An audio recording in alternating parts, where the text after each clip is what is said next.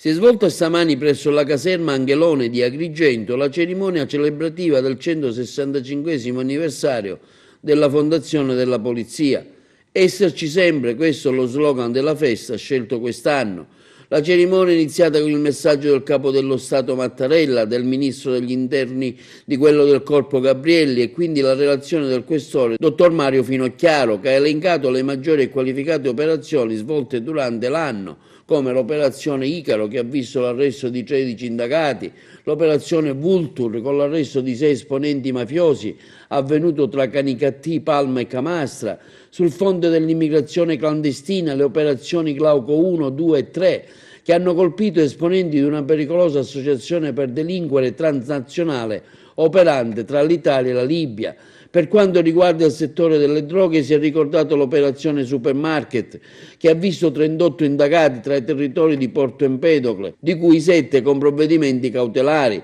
Nel campo dello sport si è ricordato in particolare, oltre ai DASPO emessi, l'incontro avvenuto tra l'Agragas Calcio e il Catania quando, giorno 12 febbraio scorso, sono stati neutralizzati pericolosi ultras che erano in possesso di armi improprie, pericolose per la pubblica sicurezza. Il Questore ha voluto altresì sottolineare l'impegno profuso per l'ordine pubblico a Licata in occasione degli abbattimenti delle case abusive.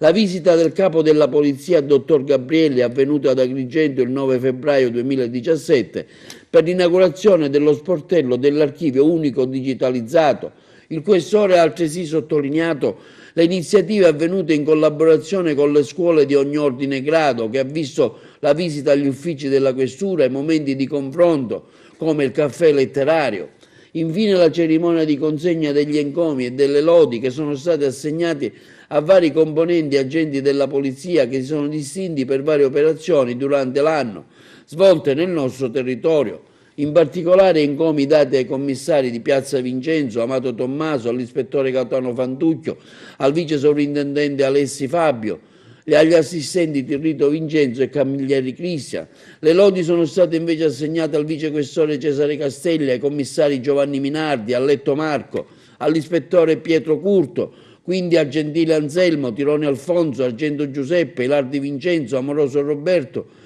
Schillaci Rosario, Infusino Pietro, Cosenza Santino, Giuseppe Mannina, Igor Taormina e Valerio Di Vita.